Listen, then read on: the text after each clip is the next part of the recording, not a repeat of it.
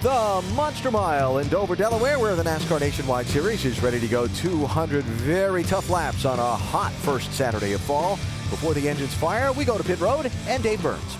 You know, Alan, so often when we talk about pit stops, we focus on the pit crews. But here at Dover, the drivers have to come from 150 miles an hour going around the track to one of the slowest pit road speeds on the circuit all year long. That transition is tough, and during practices this weekend, we've seen drivers actually practicing that transition to get to pit road. Get it wrong, and the pit stop that loses the race could be on the driver. Alan? Well, something to keep an eye on as we go through the day. Thank you, David. So as we get ready to go, follow me on this one, Brad. We're going to tie all the physical themes of this Dover facility together. The stock car oval, the horse track, the casino, all into one line. Ready? We turn it over to our trifecta in the booth, who are definitely all in and bear no resemblances to the monster in any way. Marty Reed, Dale Jarrett, and Andy Petrie, gentlemen. Thank you very much, Alan. It's great to be back with everybody. Hello again, and welcome to what is going to be a very interesting day. Fifth time this year in 2010 that JGR, Joe Gibbs Racing, has swept the front row, and it's the second time this year at Dover. Yeah, these guys are just fast. These are the type of racetracks that they really excel at. They're pretty good everywhere, but you get on these 1 mile high bank tracks where you carry a lot of speed. These two guys are going to be battling for this win. Kyle trying to get that 11th victory. Joey trying to get his first win here today at Dover. And the points battle is in the second row, although it's not that big of a battle because Keselowski does have a big point lead. And Carl Edwards, he's got a really good car here. I was noticing in the practice session where in the short runs he could really go fast. I mean, if it comes down to a short run at the end of this race, I think Carl Edwards has a good shot at beating those Gibbs cars.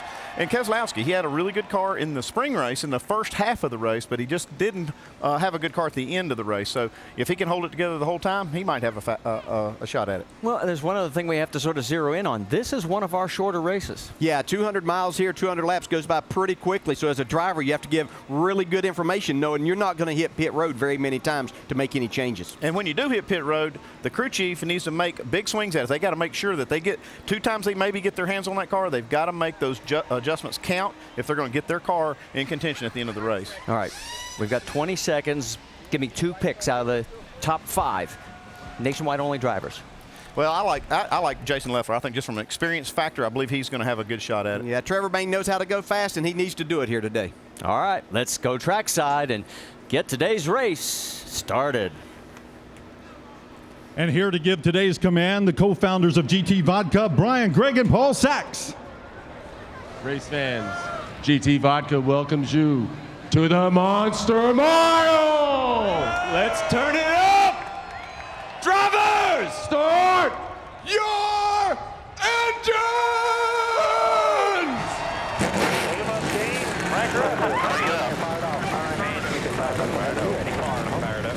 Wasn't very clear, was it?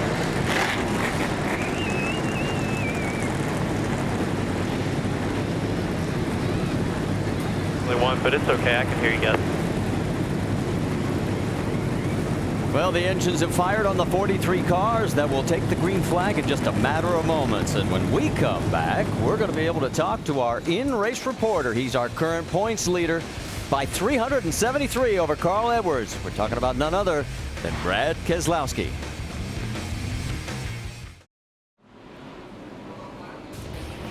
Earlier today, qualifying, Joey Logano picked up his second career pole here at Dover, 12th in his Nationwide Series career, and he'll be leading the field as you see across the top of your screen. We'll give you the starting grid. 5 cars did not make the field: Stephen McCurley, Alan Tardif, Donnie Neuenberger, Matt Carter, Kevin LePage. 2 are going to be going to the rear. 26 of Brian Keselowski for an engine change, and the 27 of Drew Herring for an engine and backup car.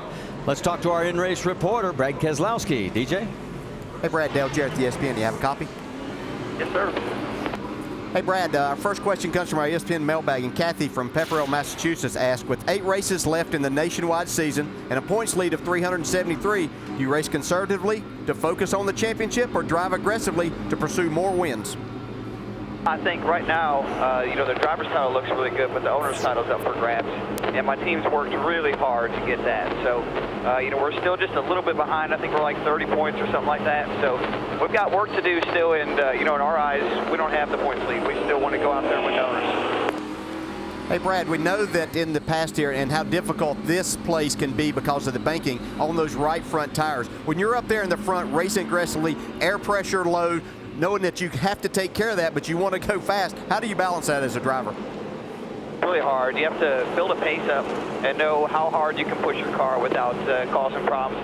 Seems like the first run in this race, there's always that one guy that blows out a tire, so you try not to be that guy. So thankfully we've got good cars here. You know, our Ruby Tuesday Dodge Chargers have been great all year, reliability-wise and everything else. So hope I didn't jinx us, but it's been a lot of fun, and Dover's a fun place for us to race, and we'd like to get in victory lane and have some fun with all of our fans and invite them to come join us at Homestead if they can win the RubyTuesdayRacing.com challenge. Great time with all these fans. Really appreciate their support.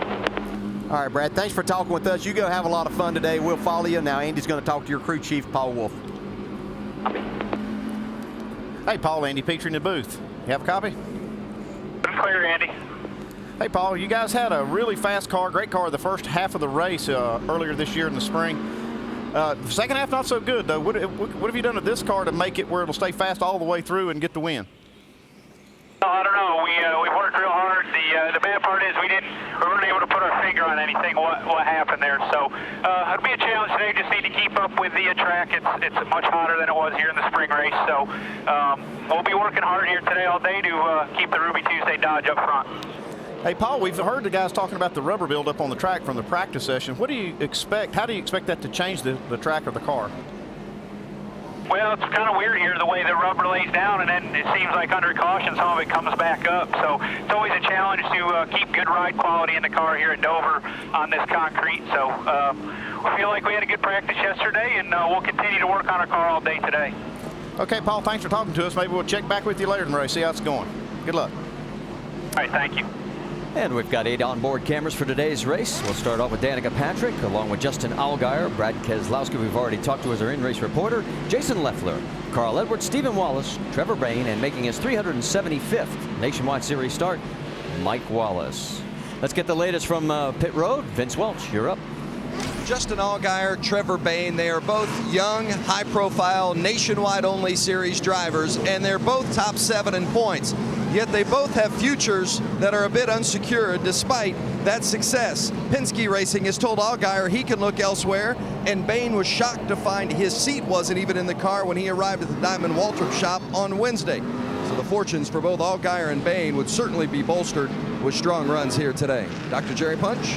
Well, Vince, back in 2007, Carl Edwards earned the nickname King of the Concrete because he won 4 times on concrete surfaces. But since that time, it's been a long dry spell for Carl. 19 races on concrete without a win. So if not Carl, who is winning? How about Kyle Busch, who has 5 wins on concrete, 2 of the 10 this year? And if he can pull it off today, Kyle might just cement his new nickname as Concrete Kyle. Jamie. Well, Doc, when you look back at the last 10 concrete races, it's Brad Keselowski who's the top performer. His average finish is 4th. And oh, by the way, he has 1 win here at Dover. On the flip side, Joey Logano, he may not run a full schedule, but 4 of his 7 wins in the last 2 years in the Nationwide Series came on concrete tracks. He's a 2-time pole sitter here, leading the field to green, but he's still winless at Dover. Marty? All right, thank you, Jamie. Our over-the-wall reporter today is going to be the Jackman for Eric Darnell's number 16 Ford Fusion. It's Will Sturgill. You be safe down there today, Will. And as we take a look at the track facts, the high banks here, I mean, they're even banked on the straightaway. Yeah, this is a tough racetrack, and yeah, that banking in the corner can create problems for the tires, but the straightaways create problems if something happens in front of you. You can become a part of it in a hurry. So, well, we've just added 1 more lap, according to NASCAR officials, so it gives us a brief moment to talk a little bit further about, and Andy, you're already waving at me. Well, it's just a short race. You know, you think about this thing, it's 200 laps around here, and it goes really quickly, you know, especially for the Cup drivers. It's hardly a sprint race for them, and making those adjustments and getting that car right. I know we talked about at the beginning of the show, but it really is important to make those pit stops count. 14 double-duty drivers in the field as we are getting ready to go racing here. Now, let's check in on Kyle Busch. There may be a potential issue. Let's listen in. I take it you changed the cool box? Yeah, 10-4. Okay. There's something wrong with the wiring, with the car, with something, because it was worked for about 2 minutes, and now it's blowing hotter than outside air, so it's done. So, how bad is that, driver? Well, I mean, those things, you call them a cool box. It's not cool, but it's cool. it pumps in cooler air. And it's a pretty warm day here at Dover, so even though we talk about a short race, that'll be a little inconvenience for Kyle, especially as he tries to get ready for tomorrow's race. You don't want to get too dehydrated in there. Is there anything you can do to help him? Not right now, no, and it's really something they're just going to have to deal with. If it was a longer race, 400-lap race or something, you might want to think about a way to try to fix it. It's probably you know, some kind of circuit there, circuit breaker pop, something that's causing that, but they'll just have to deal with it. All right, we're coming down with the pace car pulling on to pit road. In the front row, it's all Joe Gibbs Racing, Joey Logano, Kyle Busch, followed by Carl Edwards, Brad Keselowski. And as they come out of turn 4, the fans in the stands here at Dover are coming to their feet.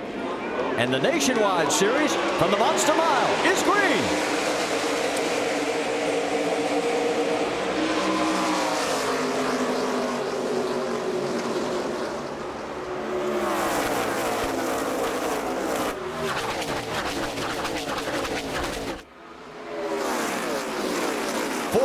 Way back in the back of the field. Up front, it's Joey Logano with Kyle Busch right behind him, along with Carl Edwards. Yeah, we heard Joey Logano say after he won the pole, he was trying to decide whether to take that inside or outside on the start of this race, and he showed that the inside was the way to go. Paul Menard has Reed Sorensen right on his right side as you look on from Trevor Bayne's point of view.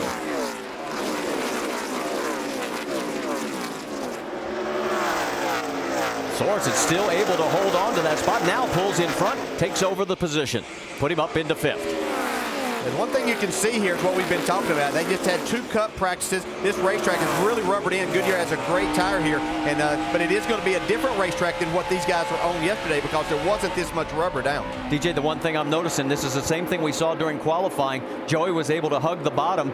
Kyle was a little further up. Yeah, and Kyle, you can look at that and think that, okay, Kyle may be taking care of his car a little bit more, being able to keep the RPMs up a little bit. So just the 2 different lines that you can use, but that would be taking care of that right front tire a little bit more where Kyle Busch is running. Same place we kind of see Michael Annett running a little higher. Yeah, Ryan Newman gets around Annett. Meanwhile, look at this. The 18's got a run on Joey. Yeah, Kyle's using this as advantage. He was definitely making some headway through the middle of the corner and running faster, and that momentum just carries him down the straightaway. Hasn't cleared him yet. They go through 1 and 2. He's got him clear now, so we've had our first lead change. Yeah, I think that's what's a thing that makes Kyle Busch so good, especially in these cars. He knows best of where his car can keep the momentum and he can make the most out of it. And he searches around and finds that. This is what he found in practice for his car. Let's move back a little bit further in the pack. There is Kevin Harvick on the inside of Justin Allgaier, and that is for 8th position. See, Kevin wanted to get that inside and try to make a run, but you have to be really careful here. Slide up into the guy that outside, or you'll get really loose down on the bottom. Let me update you. We've got 3 that have already parked at Jeff Green, Dennis Setzer, and Brian Keselowski. See Harvick trying to make that run again on Allgaier. Gets right to his bumper there. Maybe a little tap. Speaking of Kevin tapping in final practice for Sprint Cup tomorrow, he and Denny Hamlin had some issues. We'll see more about it on NASCAR now. See, Kevin just not able to carry that momentum out of the corner. You just can't get all the throttle that you need to make that pass complete because you need that racetrack. Well, he's working him over there. Yeah, he's letting him know he wants the spot. Stephen Wallace is watching right behind. You can see, yeah, he followed Allgaier in a little more that time instead of going below him, and he actually got Justin Allgaier a little bit loose and now is able to complete the pass. And Stephen Wallace looks like he's going to try and take advantage of it, maybe carry Jason Leffler with him, as well as Ryan Newman. Well, if Stephen was paying attention, he'll follow the 12 car down into the corner here. He's already loose, and he can help that issue. Newman's going to try on the high side, not going to have any success on the 38.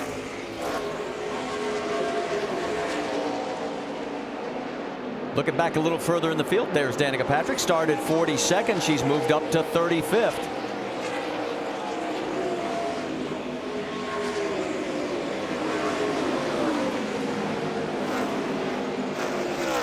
Back up front, we've still got Kyle Busch with Joey Logano leading by about 0.7 of a second. It's Carl Edwards, Brad Keselowski, and Reed Sorensen. And there they are coming into your screen here at the NASCAR Nationwide Series race at Dover, presented by CC's. Make sure to go to Goodyear.com to check out Goodyear Support Our Troops program. There you can send a thank you message from a NASCAR driver. Enter for a chance to win a 2011 Ford Taurus and other great prizes. During the commercial break, you can see Kyle Busch is managing to cut his way through the field. He has put down a lap. Danny O'Quinn, Kenny Wallace, Mark Green, Eric McClure, Danica Patrick, and now Michael McDowell. Johnny Chapman is the 4th car behind the wall. On board with Danica, she is getting passed now by Carl Edwards, who has moved past Joey Logano for 2nd. Jamie Little. Well, you saw Danica Patrick just went 1 lap down. I talked to Tony Erie Jr., crew chief, this morning, and he said, we expect her to go at least 4 laps down here. He said that's normal for a rookie. Even though Danica doesn't want to hear it, that is what they're expecting. She just needs to ride around, learn the track, and get comfortable. The one thing they want Danica to learn, though, is how to run low on the track right above the apron. She's not sure of where her car is yet. She's still about 5 feet too high, and that's where she's really getting beat in these corners, guys. Well, this time she's down a little bit lower from the onboard perspective.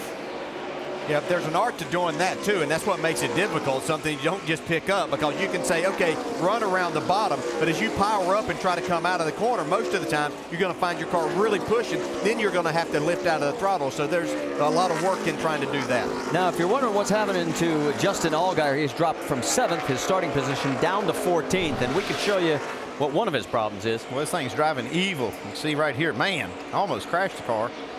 Stephen Wallace passes him. He did. He just didn't hit anything.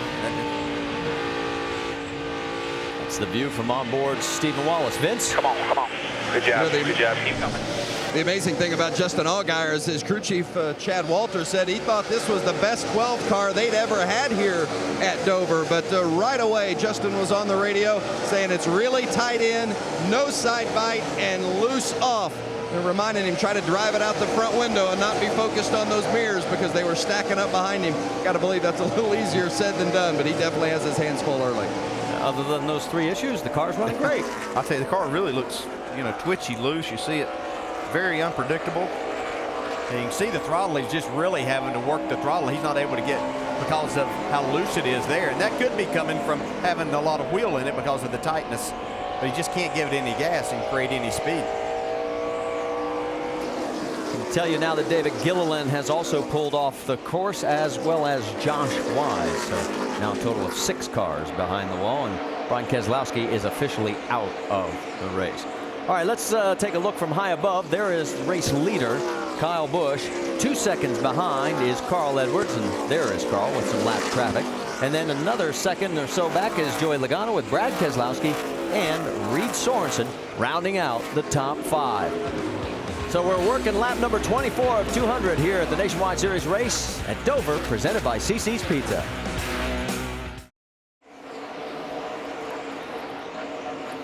Top of the hour here at Dover, and we welcome everybody back to Dover International Speedway. Our race leader is Kyle Busch, the 6th straight Dover race that he has led. Points leader Brad Keselowski is running 4th. Danica Patrick has moved up 10 spots to 32nd, although she is a lap down. And of course, Kyle Busch, the race leader, as he's slicing and dicing through this field, 1 win away from setting a single season win mark. His lead over Carl Edwards is 2.2 seconds. Joey Logano is a full second behind Carl. Let's get an update from pit road. Dr. Jerry Punch. We mentioned Carl's got a brand new crew chief here, Mike Bean, the veteran that's been doing the R&D for Roush Fenway, taking over on the pit box. And Carl himself is having an issue as far as communication is concerned. Let's listen in. Yeah, it's real noisy. I can't understand the times. They're saying if you've got one of those, those pieces that cover your mouth, that would help out a lot if you can find one. Well, Mike is up on the pit box, and a moment ago, Carl was trying to hear Mike talk on the radio. Now, what Mike has been doing since then is covering his mouth sometimes when he talks, shielding that microphone that comes off the headset, which makes it a little bit easier for Carl to hear the lap times as they come by. So just a momentary issue seems to be resolved. Mike Beam won a truck race here in 2006 with Mark Martin behind the wheel, in a cup race with Bill Elliott all the way back in 1990.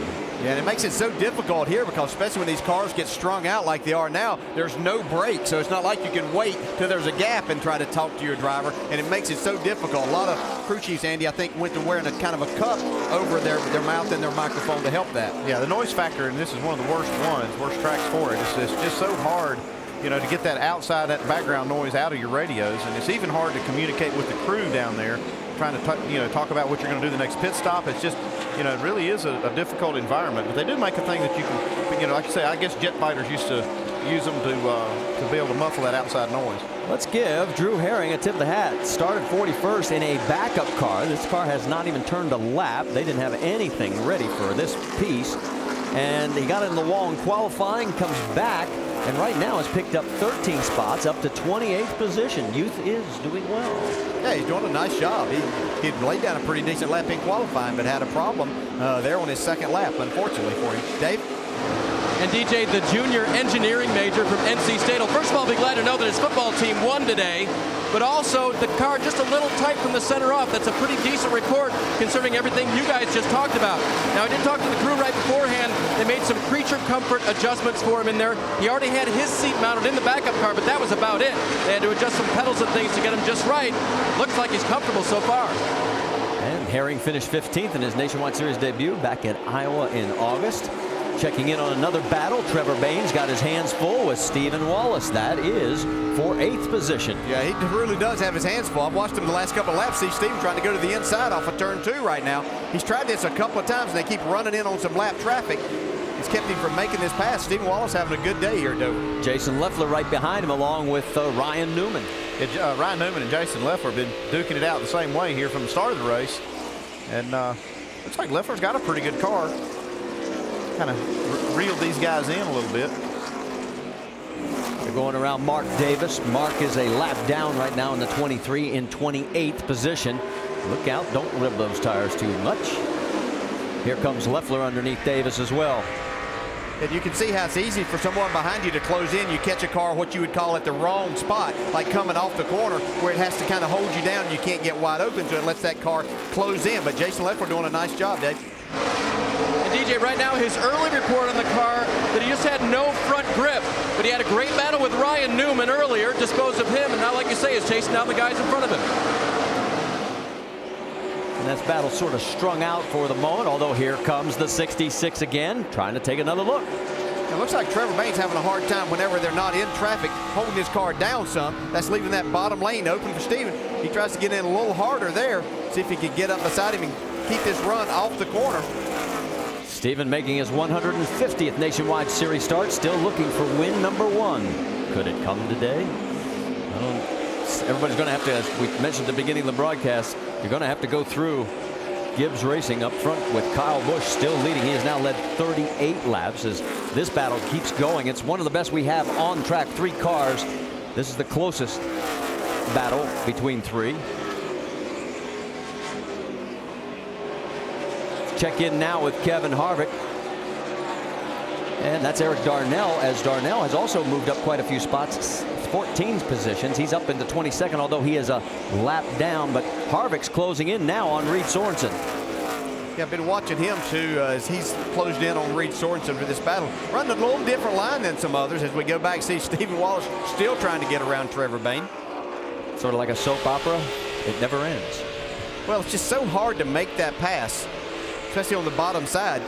I'd like to see Steven, if he's tried the outside end. Of course, you don't want to open up and let Jason Leffler there and lose a spot either, but sometimes you might have to try that outside, get on the right rear quarter panel of that, like the 99 there, and he can slow him down quite a bit and then maybe get around him. Check in on race leader. That's Kyle Busch, and he's coming up on Elliott Sadler, and Sadler going to go a lap down. That means just 17 on the lead lap. At Dover's Monster Mile, we've gone almost a quarter of the race without a caution flag, so the pit crews are tuning up. Get ready, because they know they're going to see their machine on pit road for the first time shortly. And tune up the equipment, tune up the body. That's right. All the same thing. Got to be ready to go when that car hits pit road. From the pit studio, Alan Rusty and Brad watching Kyle Busch stretch out a 5-second lead as he works through traffic, and watching lap traffic be a little hairy too. Oh, this place is tough to get around, especially off these corners. You see Ryan Newman on the bottom, Jason Leffler up top. They've been battling back and forth like crazy. But right now, we're 50 laps in this race, and these tires are starting to get worn down a little bit, and these cars are starting to drive a little bit evil. Yeah, they are, and I think we're going to see some right front tires in particular get changed here coming up on this pit stop coming up. But great got the fender run. too. Yeah, we've already got car's a lap down in 17th place. You're 1 lap down. So long green flag run, which is pretty normal here, and some good hard racing right here. Beep beep. Didn't appreciate that. Hello. Yeah, it's one of the fascinating things about this racetrack. It's so subtle for a driver to see. How he works the groove and tries to figure out where his car is better than the one in front of him to make a pass around. We just saw Ryan Newman do that to get by Jason Leffler. We've been watching your son Steve, Rusty, try and figure out a way around Trevor Bayne. Steve in the 66, Bayne in the 99 for what, about 25 laps? These 4 cars right here, it's been the best race so far. They've been battling back and forth. And I heard DJ say, boy, Steve ought to try the top lane. I totally agree. He's getting boxed in on the bottom of this track, and Trevor's got that momentum on the top side, and that's what Dover's all about. Running the top of the track, getting the momentum, using a lot of the track. Good fight on the right side of the screen for 8th, 9th, and 10th positions. Meanwhile, we talked about Justin Allgaier. His car has just gone a lap down from starting in 7th position as he continues to struggle and fight with that machine and desperately hope for a caution. Just doesn't want to be the caution. Yeah, I mean, that race car is really evil today. He is loose everywhere, and he's just trying to hang on until they can get down pit road, make some adjustments on it, tighten that thing up, and give him 4 good, fresh Goodyear Eagles, and let's see if he can get back in the mix. Didn't take long for Kyle Busch to disappear from the front view of Justin Allgaier's car. How about that 18, Doc? Yeah, Alan, we've talked about how rough this place is on car and driver, and even our leader. So listen in to Kyle Busch's radio here a moment ago. Ask me about the shocks after the race. 10-4. I've heard more about ride quality in the last 2 laps from about 3 drivers. That was Jason Ratcliffe, his crew chief, responding. And what he's hearing from Kyle and other drivers is that when these guys unload the car by dive bombing it in across the bottom of the corner, the car actually hits and shivers or begins to bounce. To explain how that happens and why it happens, let's go down to our Craftsman Tech Garage with Tim Brewer. Thanks, Doc. Like we talked in the countdown show, the shock absorbers, we can adjust them to take rebound out of them if we build them rebound adjustable, compression adjustable to help that loose sensation getting down in the corner. But Kyle's pretty good right now. But if you listen to that guy, it reminds you of a guy named Rusty Wallace years ago. He could talk springs, shock absorbers, but what he's trying to do right now is to get more feedback after the race, how to make his race car better. The next trip up here, I'll tell you something, this is one smart guy. Marty? Well, and Rusty, you got to be happy because Steven finally got around Trevor Bayne. Well, I'm glad that happened. I mean, he used a lot of patience, so you have to have patience at this particular track because on the exit of the corners, they're so tight. But Tim's exactly right. You really got to work on these shock absorbers really hard because this is a concrete racetrack. It's not as smooth as asphalt tracks, so it really puts up what we call a little bit of a vibration to a driver. When a driver's driving, he can feel the car actually bouncing across the concrete more than he can on an asphalt racetrack. So your tuning device is the shock absorber. All right, let's move a little bit further back. You're talking about shocks. Let's listen in on Danica Patrick's radio as she's running in 34th, 2 laps down. Slight vibration, feels like right front. Well, and that's exactly what we're talking about. Here's what's going on. We heard Paul Wolf talk to us right before the race started about that rubber buildup and how it does affect ride quality, and it does change as the race goes on, and we see it getting blacker and blacker. I think that's what these drivers are feeling. That track is rough, and then when it rubbers up like it does, I think it hits these, these higher spots get higher yet. I think it just kind of enhances that vibration or those bumps. Jamie, you've got more? And Danica just said, guys, I'm getting tighter. It's pushing more. Remember yesterday, Andy, we were listening. She said it was getting that building push, that building understeer, and that's exactly what she's feeling now. And guys, I'm sure it has something to do with the rubber that's getting laid down. It's the first time she's feeling that. Yeah, you can see, Jamie, from her in-car that she has a lot of wheel in it. And then you can also see with her hands on the wheel just how rough it is. I mean, you can see how those bumps are affecting it and actually making it worse. Ryan Newman going to split these two as he is on the lead lap. Joe Nemechek, who's going to turn 47 tomorrow, he's in his backup car after a crash yesterday. And let's move a little bit further with Trevor Bayne and Ricky Stenhouse Jr. going after each other for 11th position. Let's get an update on the 99. Jamie Little, what are you hearing? And Trevor Bayne's car's pretty much been all over the place, Marty. Since the start of the race, he said he was a little bit loose. Now he says it's getting really tight. late. He said we need to work on the stability, and that was part of the problem Stephen Wallace was having with the 99. He was all over the place, so they're definitely looking for some changes on this first round of pit stops, Vince. Well, in the other car in that battle, the 6 of Ricky Stenhouse, he's really had some good runs of late. He's battling with Brian Scott for that Rookie of the Year category, and the last 7 times Scott and Stenhouse have been in the same race, Stenhouse has had a better result. Remember, early in the season, we talked about how the guy couldn't seem to finish a race. His confidence is up. He's running much better. In fact, the last 10 races, Stenhouse has 4 top 10s, having another solid effort so far today. Yeah, remember the first 12 starts of 2010, he had 5 DNFs for crashes. He's had 0 in his last 12 starts. Take a look at Brad Keselowski and Reed Sorensen. That is for 4th on the racetrack, and Reed's going around him to take the spot.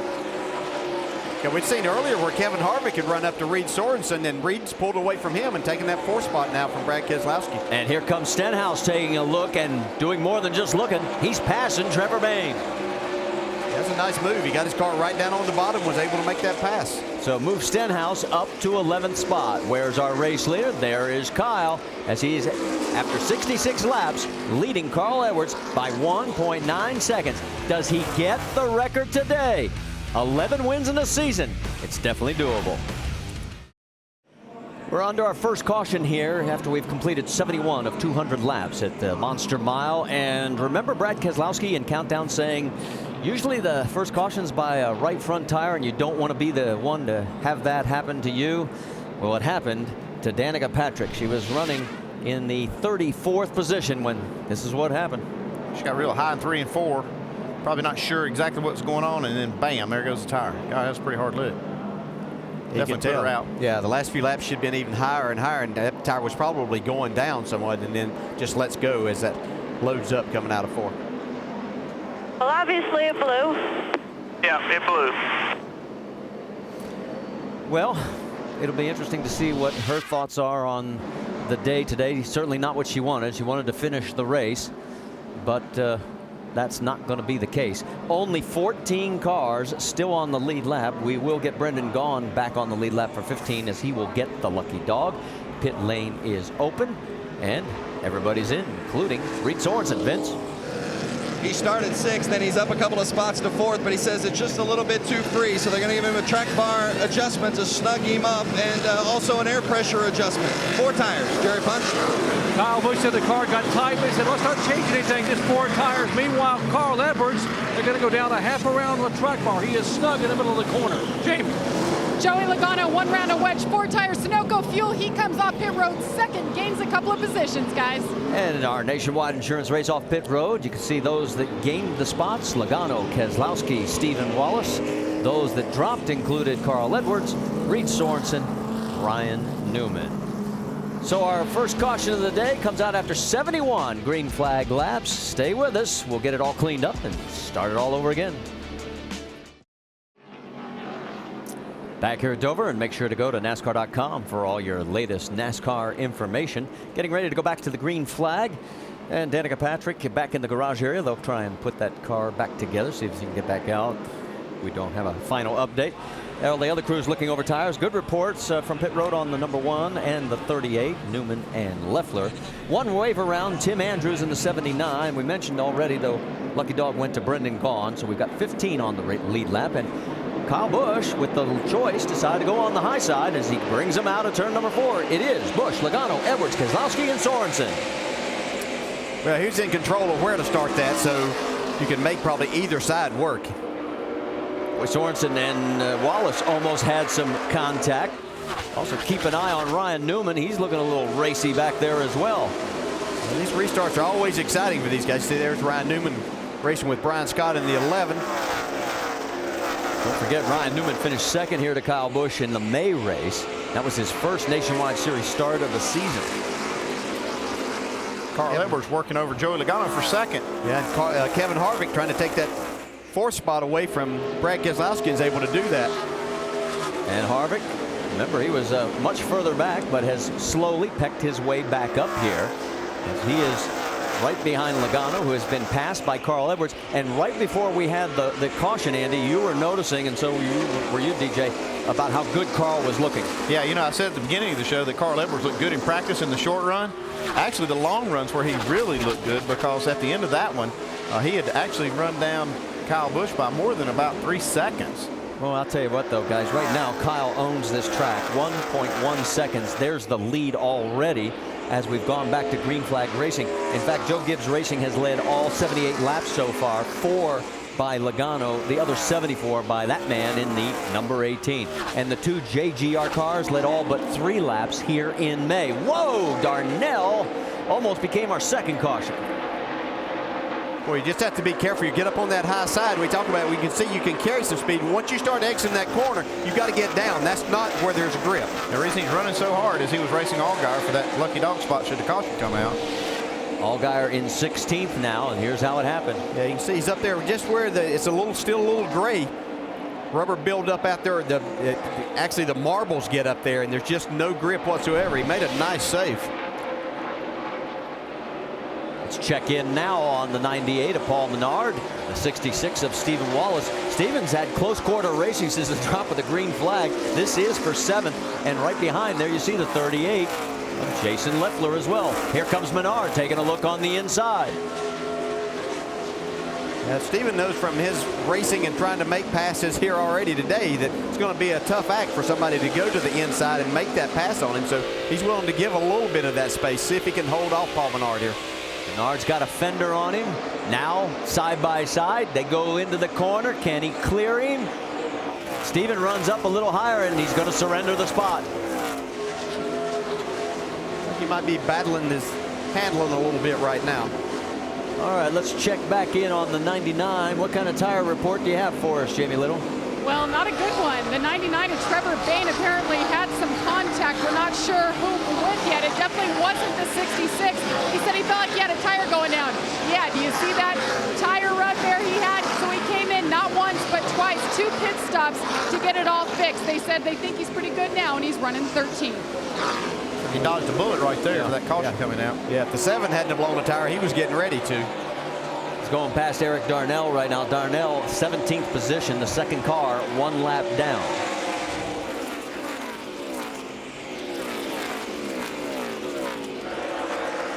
I'm getting word from NASCAR that the 04 of Jeremy Clements is being posted that he has a stuck vent open. I'm not quite sure. Yeah, that's a fuel vent where it's got a little valve in there that keeps that fuel from sloshing out of there when it's completely full. And if it sticks open, it'll actually leak out of there, almost siphon out by the air going by. Valve. And we should also report, we didn't get this out, Michael Annett had a pass-through penalty. He was too fast exiting. That dropped him back. He is running 15th right now. So that's the reason why he dropped back. In fact, he is the last car on the lead lap right now as Kyle Busch is turning it into another one of the Kyle Busch days. He's leading by 1.4 here at Dover.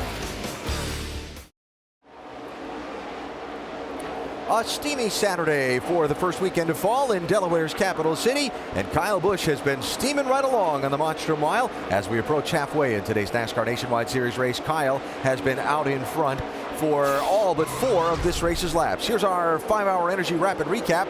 It was Joey Logano leading the first 4 laps. Other than that, it's all KB. KB's been flying after Kyle Busch. He's working the top side of that racetrack. You see that, how he passed Joey Logano. But Kyle's been able to run on the bottom, the middle, the top. He's really got a good handling car right now. Not been a great day for Danica. She started back in 42nd after being 12th in final practice, and then a little while ago, lap 70, the race really went wrong. Yeah, I was trying to use this as a learning experience opportunity today, and had a poor qualifying effort and blew a right front tire there, bringing out the caution. Tough day for Danica. Hopefully they can get back out and run some laps, get a little experience. Back in the pack, while Kyle Busch has done a lot of dominating, we've seen some pretty hard racing. Oh, yeah, I tell you, there's 4 cars right there. Ryan Newman and Jason Leffler, Steve Wallace, Trevor Bayne battling back and forth. Little bumper contact there. Hey, I didn't like what you did. I'll give you a little break here. Those guys have been roughing each other up, but they've settled in now. On the lead lap right now, there are 15 cars. The race has only been led by 2 different drivers. Only been 1 caution so far for 4 laps. The Monster's been kind of tame for most so far today, Vince, but not for 1. Well, certainly was a difficult go for Danica Patrick, as you see her team working feverishly on her car. Spent a lot of time up above the groove, really leaning on that right front. You heard her talk about the vibration that she was experiencing. Spoke with crew chief Tony Erie Jr. just a moment ago. He said, we'd like to get it repaired enough to get her back out and get some laps. That's why the team is working so hard. Danica says she'll wait until after the team determines whether or not they are going to return before talking to the media. So right now, working on the car, trying to get Danica in the 7 back out, Marty. All right, thank you, Vince. As you see, Kyle Busch putting Kenny Wallace another lap down. Kenny running 29th position right now, and that'll put him 3 down. Look at 13th, 14th, and 15th. You got Brendan Gaughan, Michael Annett, Brian Scott, all in this mix, and Annett trying to get underneath the 62. Yeah, Michael Annett's had a very solid day. He was running up around the 12th, 13th spot before that caution came out, and then had the pit road speeding penalty. Had to start at the rear of the back there after his pass through, and so he's tried to make up some ground here. Having a good solid day. Brendan Gaughan's having one of his best days in quite a while. Annett chasing that car pretty good, though. Yeah, if you're still on the lead lap here with the pace that Kyle Busch is setting, you've had a pretty solid run so far. And Brendan's had DNFs in 3 of his last 7 races. Let's check in on the 6 and the 99. A few sparks coming off of Trevor Bayne's car. That is for 11th on the racetrack.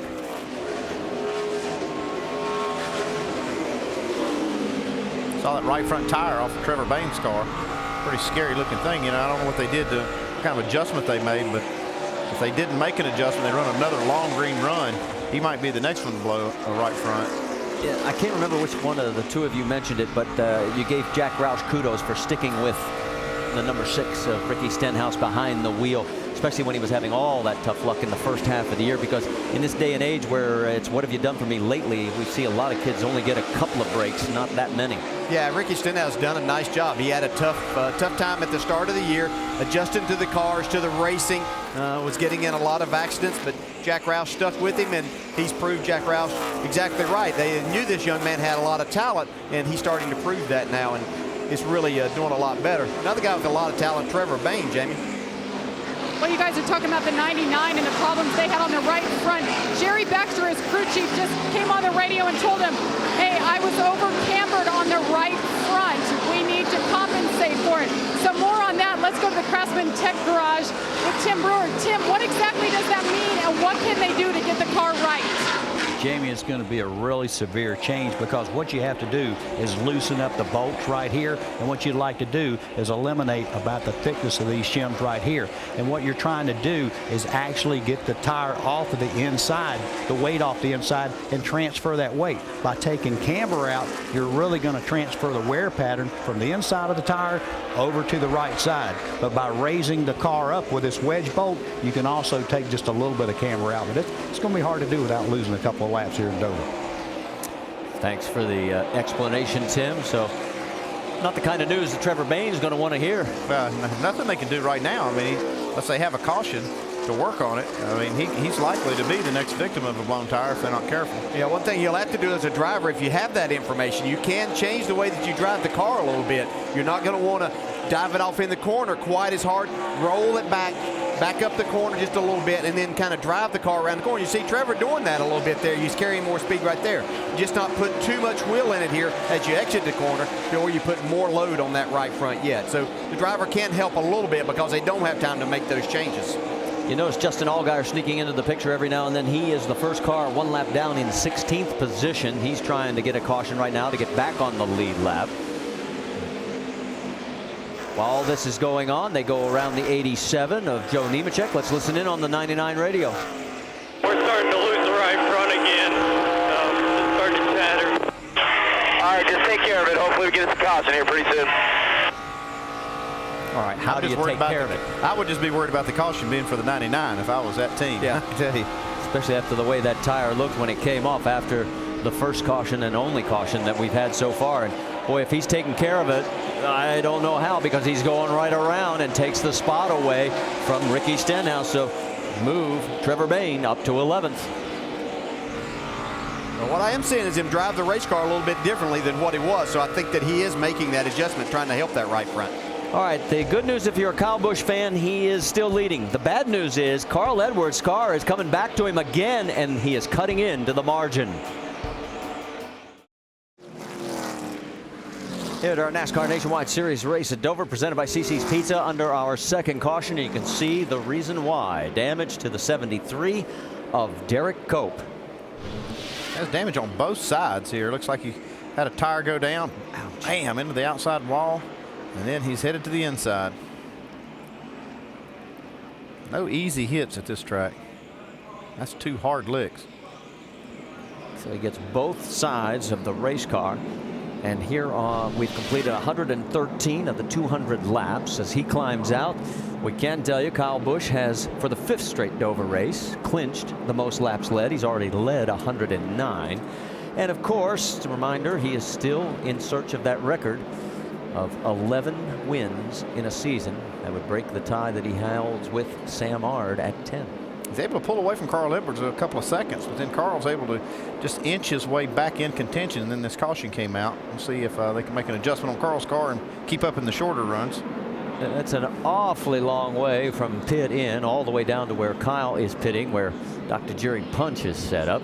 Let's send it to him early, though, Doc. What are they planning? Well, 3,800 RPMs, 35 miles an hour is the key for Kyle, not the speed on pit road. They're talking about Kyle said the front end of the car just doesn't quite hold as long as he'd like, so they're going to put a rounder wedge in the rear to get the front nose of the car just to hang on more coming in the corner. Now, in front of him is Carl Edwards. Carl said the adjustment you made is good, but not good enough. Still tight in the middle. 4 tires. They top it off with Sunoco fuel and an air pressure adjustment. Jamie. And Joey Logano all the way down at pit out. The last pit box says he wants to go in the same direction. He needs to be tighter when he gets off pit road and off on the restarts. It was 1.5 rounds of wedge, 4 tires. He comes out 3rd, and that is where he entered pit road, Marty. The big gainer so far, Reed Sorensen picks up 2, and Brad Keselowski loses 2 spots. And Ricky Stenhouse's crew gets him back into the top 10. So stay with us. We'll get ready to go back to Green Flag Racing. Want to show you exactly how tight it is on pit road. Watch the 40 Mike Bliss and Eric Darnell coming in, and Will Sturgill, our over-the-wall reporter, is going to go right between them. Oh, so close. What's it look like from his perspective?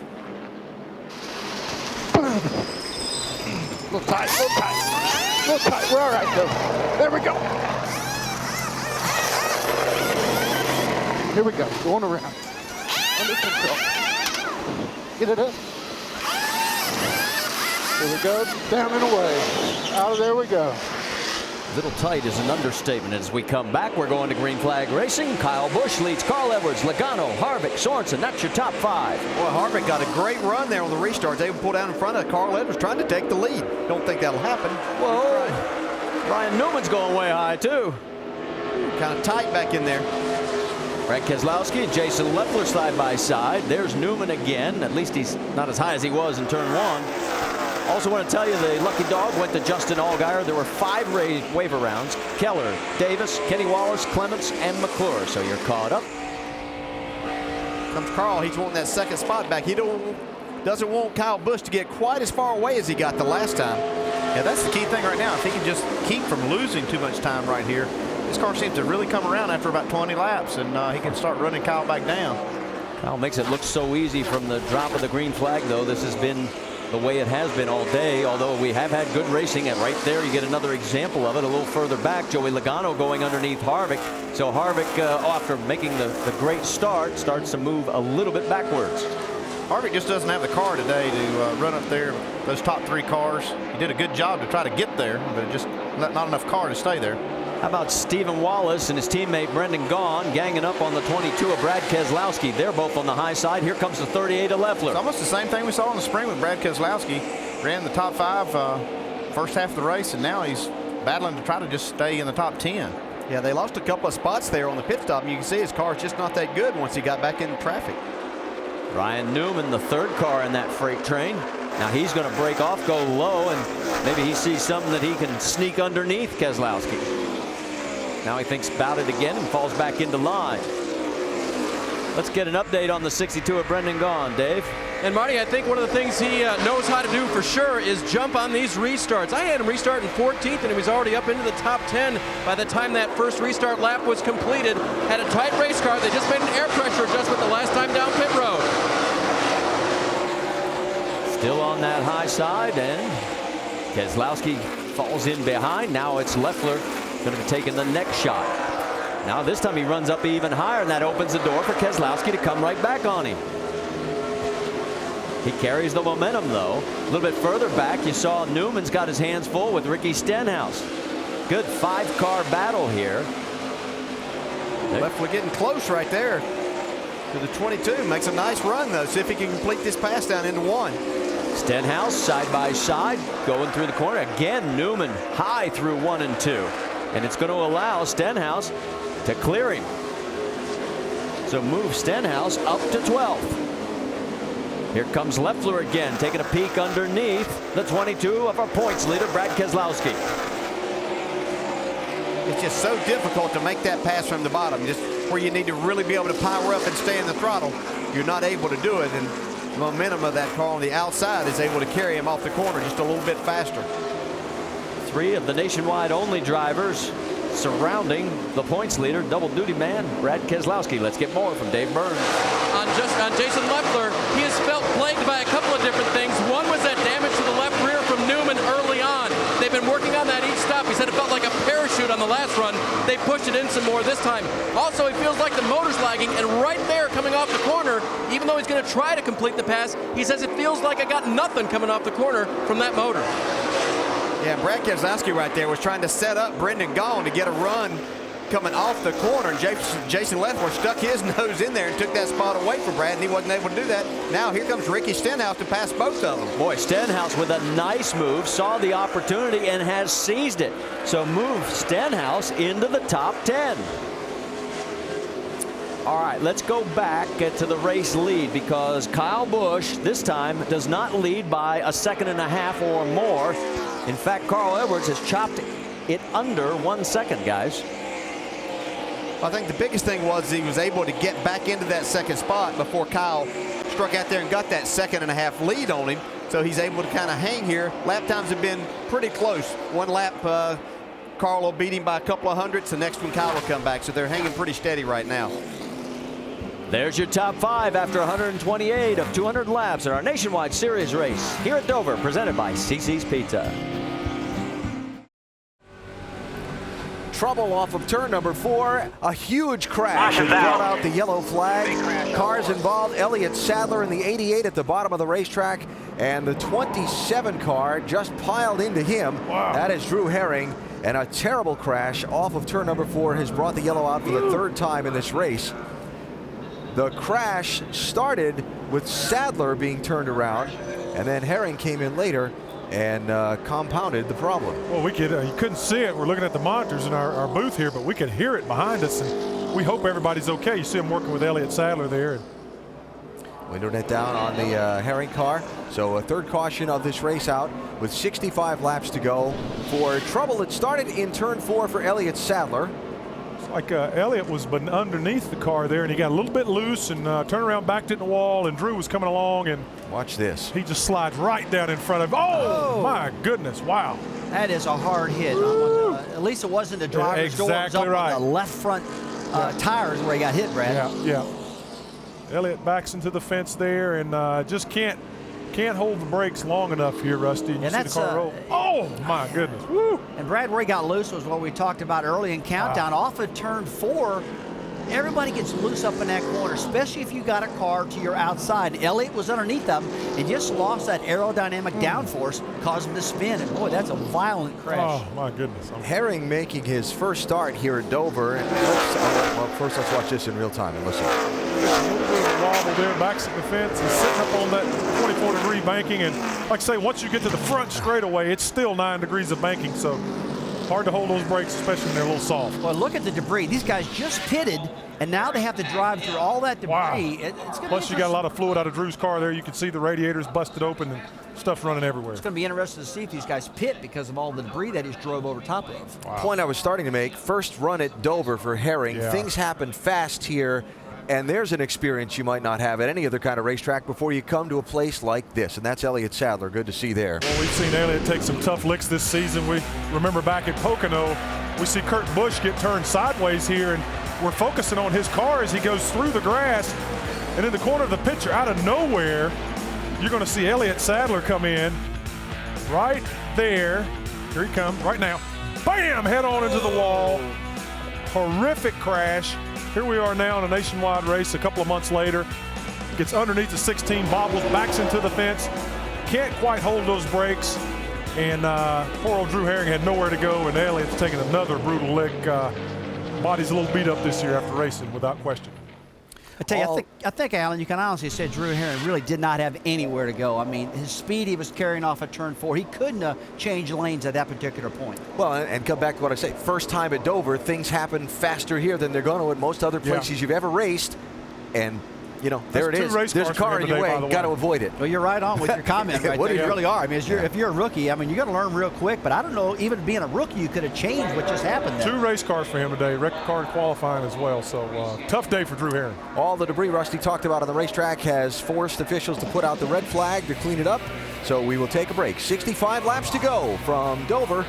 The Monster Mile living up to its rep. ESPN's coverage of the NASCAR Nationwide Series from the Monster Mile. Coverage today presented by Cece's Pizza under the red flag with 65 laps to go for a significant cleanup off of turn number 4 after a 2-car accident involving Elliott Sadler in the 88 car and Drew Herring in the 27 car. Not just the cars, but bits, pieces, and a lot of oil and fluid, as you can see, needing to be cleaned up over in that section of the racetrack. And that is why the red flag is out. Gives us an opportunity to talk about some interesting happenings on the NASCAR Sprint Cup side surrounding the first of today's 2 final practice sessions that happened earlier at the Monster Mile. To set it up, we need to review the penalties given to Clint Bowyer. After his win in last Sunday's Sprint Cup Series race in New Hampshire, his car failed a subsequent inspection at the NASCAR R&D Center on Tuesday. The body placement on the car, not where it should have been according to NASCAR specs. Bowyer docked 150 driver points, which knocked him from 2nd back to 12th in the chase. Crew Chief Shane Wilson and the car chief Chad Haney suspended for 6 races. Wilson fined $150 grand. Childress docked 150 owner points. All those penalties are being appealed. Well, naturally, when the press conferences began here at Dover on Friday, a lot of reporters were asking other competitors about the situation revolving around the Childress team. In the garage, everyone's known it for months. It's not 2 weeks old. This is something that's been going on for months. They've been warned for a long time, way before Richmond. So this is not something that, oh man, we got, you know, they just told us halfway after Richmond and going in the Loudon that our car's wrong. They knew it was wrong way before that, you know, and I felt like they wanted to get everything they could. You know, what did they have to lose, really? So, you know, you almost can't fault them for that. Well, let's flash forward to Saturday morning's practice. Kevin Harvick, one of the Childress drivers, follows Denny Hamlin out onto the racetrack and basically appears to be trying to send a message. He is upset. I don't like what you said, I think was the message. Little contact, a little more contact, a little more contact out on the racetrack. Both drivers called off the track by NASCAR into the garage where discussion ensued. Boys having a little bit of a heated debate on territory there. And, you know, it's very difficult when you're making the implication that someone else is cheating.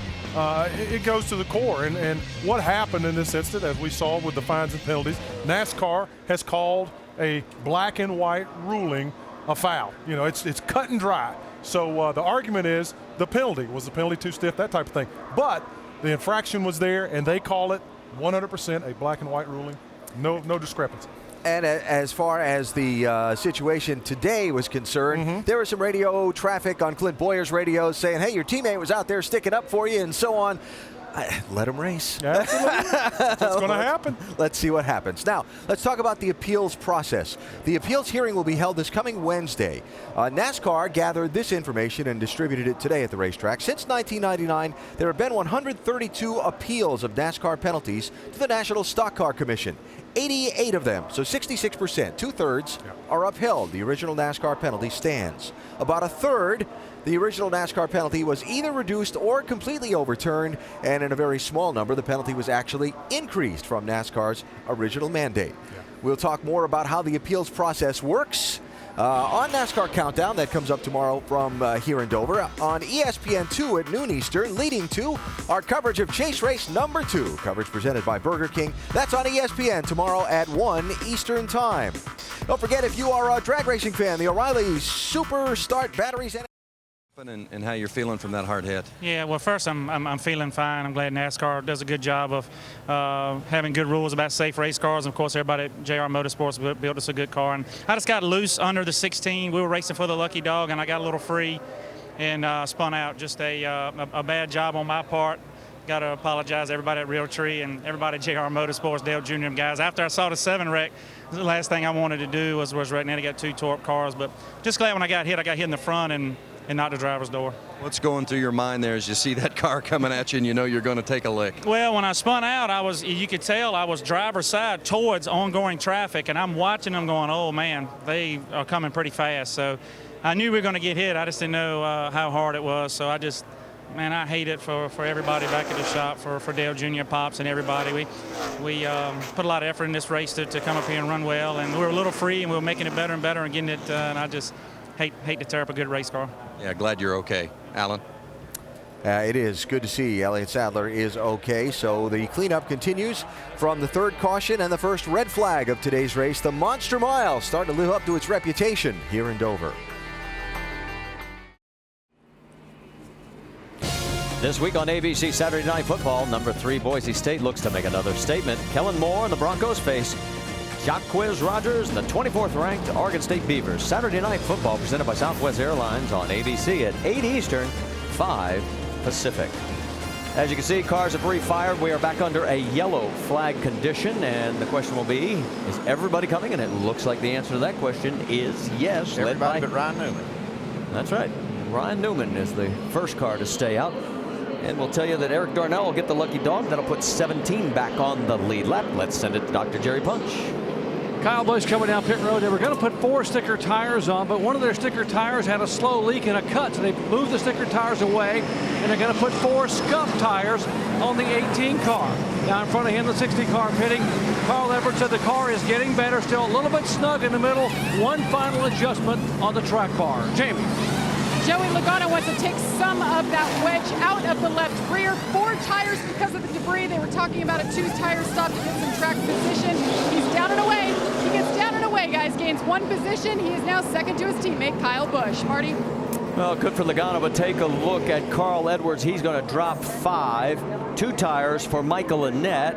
Remember, he had a penalty earlier.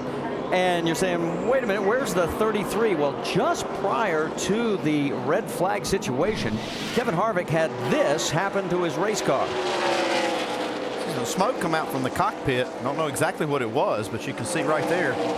Definitely had a lot of smoke. He pulled it to the apron, threw his winning net down. Yeah, bad enough that he probably couldn't breathe. He was trying to get it to where that smoke would get out of there for him. Right as this happened, this is right when Elliott Sadler crashed, about right here, so he stays out on the track. So as of now, he is still in the race, albeit we'll try and find out exactly what happened. As you can see, it refired, the smoke cleared, and there he is.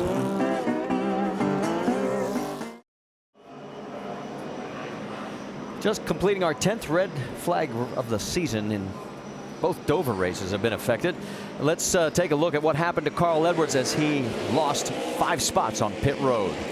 This is potentially the last stop that these teams will make, so you want to make sure it's a good one. Sorry about that. Dadgummit. A lot of racing left. Maybe another pit stop. Shake it off, guys. We're going to do better next time.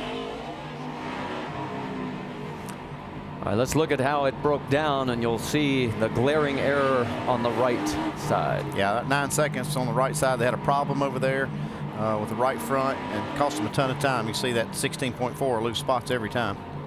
Let's go back and take a look at it. You can see exactly what happened, and how costly this was for the 60 team.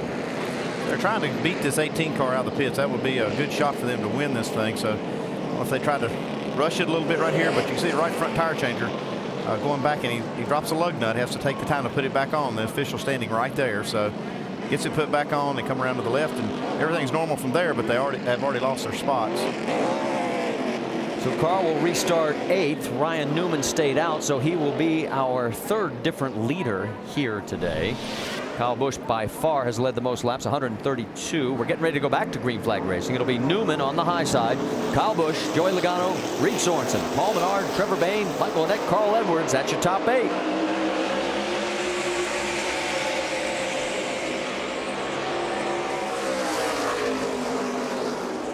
Well, that wasn't a fair fight.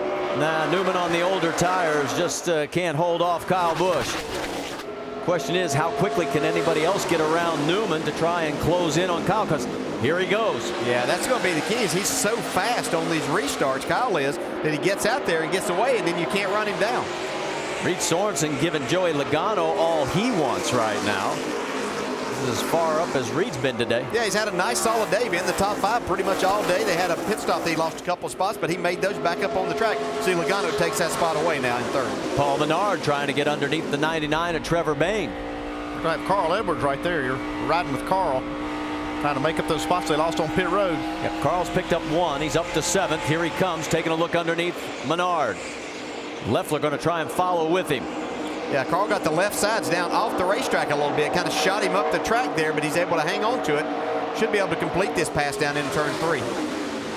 Battle for 2nd. Joey Logano underneath Ryan Newman. And he's going to clear him. So Newman, who last pitted on lap 114, everybody else came in on lap 137. You can see what tires means. Yeah, Logano wasn't able to quite complete that pass. Newman had a run still on the outside. Logano couldn't pull up in front of him, so they're still battling side by side here. That stays on the right side of your screen. Let's go back a little bit further. You got Michael Annett and Stephen Wallace battling for 9th. There's Ricky Stenhouse. Whoa, that got close. Yeah, Newman's out of shape too. And there's Kevin Harvick. Now remember, he was at the tail end of this deal after basically stalling. Thought there was a major issue with the car. All of a sudden it refired. There's no more smoke, and here he is taking on Ricky Stenhouse. Racing everywhere. Logano's still working underneath Ryan Newman. Doc, what are you hearing on the 33? Marty, what happened is Kevin saw smoke in the car, and the car started to sputter, so he shut it off, and it was the cooling system that shorted out. He dropped the window net and was headed toward the fire trucks. He was going to pull the fire trucks and get out and let them put the fire out. That's when the caution came out with Elliott Sadler. So Kevin stopped the car on the track. The fire went out by itself. He sat there. They came down pit road, changed tires, shut everything off to a backup ignition, put the window net back up, and here he is now running the car back towards the top 10. Timing is everything. Great report, Doc. Vince Welch caught up with Drew Herring. He was involved in that big crash with Elliott Sadler. What a tough weekend for the 27. They lost a motor in practice, crashed in qualifying, crashed here in the race. Give us, Drew, what's going through your mind when you come around the corner and you see Elliott sliding back down the track? Trying to do everything I can to miss him. Just got the call late there. I came around, I was already in the gas wide open and got the call. There's a car spinning. Got on the brakes as soon as I saw him as hard as I could and turned hard left. He actually stopped, and the time he did, it slid just a little more, and I just couldn't do anything about it. I hate it for these guys, this whole Get Loaded Ford Fusion team. They worked so hard this weekend, and definitely not the kind of weekend you'd wish on anybody. I hate it for Elliott Sadler. Those guys, I know they were kind of fighting some of the same issues we were, just trying to bide our time and salvage a finish out of today, and definitely not end up like we did, but it's just one of those days ready to get away from here, move on from it, and look for better things. So just got to keep our head high. This happens to everybody. You know, you're going to have weekends like this the longer you race, so just kind of move on from it. Tough weekend. They'll look to bounce back at Gateway. Sharp young man, and hopefully he'll be back to race again. Battle continues out on the racetrack. As you can see, we've got 6 cars, basically cover them all with a blanket. Reed Sorensen trying to get under Ryan Newman, and he's having a hard time. Yeah, Ryan Newman's making it difficult. His car's just good enough on that high side to really give these guys fit. Carl Edwards knows that he has a faster car, but he's got nowhere to put it. Carl has moved up to the 5th position. You notice on the right, Danica Patrick looks like she's going to get back into the car. She's 36 right now, 67 laps down and counting. She was our first caution with a right front tire blowing. All right, let's get an update on Ryan Newman, because he's actually hanging on, Dave Burns, better than a lot of us probably thought. Well, Marty, think of the things working in his favor. His crew chief told him your times didn't fall off that much as the run went on, so we think the tires might be okay. You can make it to the end on fuel. And oh, by the way, remember how some drivers complain that Ryan Newman is hard to pass? That's good for track position. He is definitely hard to pass right here. His car is really loose, but he can make that outside lane work just good enough. He's got a lot of cars stacked up behind him, though. I'm kind of worried about him getting crashed. What it's allowed to happen is the two guys in front of him, Busch and Logano, are now 5.5 seconds in front of this group. If you look right behind this group, they're stacked up right here. Look at this. All these cars getting bottled up behind Newman. Menard going underneath the 99 again, and there goes Edwards. This is what he needed. He is really hacksawing the wheel, trying to get the pass done around Reed Sorensen. And this is where that one lug nut has come so costly, because he would have avoided all this. Yeah, he'd been in front of this. He would have been trying to track down Kyle Busch. Yeah, now he's having to use up a lot of his race car and the tires just to get himself back in front of this group. Ricky Stenhouse taking a look under the 66 of Stephen Wallace. Can't get it done as he slides up. Justin Allgaier right behind him there, and he's back on the lead lap. Remember, he was one of the lucky dog recipients. Then it is Harvick in 12th and Brad Keselowski there in 13th. Here goes Carl taking a look underneath Ryan Newman. This is for third. Well, Carl's car doesn't look as loose as what the 32 was for Reed Sorensen, so he should be able to make this pass a little easier, I do believe. The problem is, as he finally clears Ryan Newman, he is now 7 seconds behind race leader Kyle Busch. All right, Brad Keselowski, just like you pointed out, Andy, in the first race in May, halfway through the race, all of a sudden the car falls off, and here he is, mired back in 13th. Jamie Little, what's the latest? Well, by looking at the front of that car, you see the right front on him has some damage. 2 pit stops ago, when he was coming down pit road, just about to come down, he got into the 33 and had that damage. That caused him to come down this time 2 different pit stops to fix that damage. So he fell out of the top 5. He restarted 16th, and he's only been able to find his way back 2 positions, guys. Yeah, that explains a lot. We didn't see that damage, Jamie, and that does explain why he was falling back. Right side of your screen, you see Reed Sorensen trying to take over the 4th spot from Ryan Newman, but Newman hanging on thanks to that high line. But you notice that Carl Edwards has pulled away from this group. He's still 7 seconds, though, behind race leader Kyle Busch. Busch is 2 seconds ahead of teammate Joey Logano. There goes Carl. Here comes the rest of the pack. And all of a sudden, Menard gets passed by Jason Leffler. Boy, what a 4-car lineup this is. Menard trying to come back. There is your race leader. 2.1 seconds, as we said, after 158 laps. And Busch now has another record. He passed Harry Gant for most laps, led at Dover. Gant did it in 16 starts, Busch in 13. Make sure to go to NASCAR.com for all your latest NASCAR information. Here at Dover, we are under our 4th caution. Brad Keselowski spun it around after contact with Stephen Wallace. He is trying to stay on the lead lap. You can see the damage that they're trying to pull out. He has completed all but 1 lap in the 2010 season. There's the damage on the 66 of Stephen Wallace on the left side. Now he's got damage on the right side as well. Let's go back and show you how this all unfolded. A lot of hard racing here. You see these cars lined up. Stephen Wallace having a great day, but gets just a little bit high, gets in the wall. Stenhouse gets underneath. Keselowski tries to follow him in there. Yeah, and just gets down in there and tries to get in a little hard, got a little bit loose. He's saying that maybe he got chopped off a little bit there, but that's always looks different from the seat there than what you see on TV a lot of times. But no doubt that Brad just got loose as he got down in.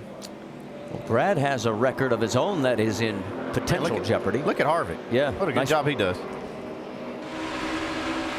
Right along with him down into the corner here. You can see Stephen comes down some, but he still had enough racing room there. Easy. What happens that makes you just get your car loose with that car on the outside. Hold the brake.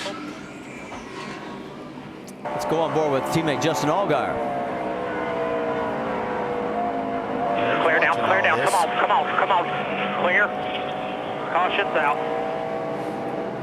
Mentioned that record that Brad Keselowski holds, 94 straight races that he has been running at the finish. That is an all-time Nationwide Series mark. Well, we got a moment. Let's talk about our Verizon wireless customers. They can text Champion to 43776 for exclusive Champion chats. It's content from our NASCAR Now Roundtable of Experts.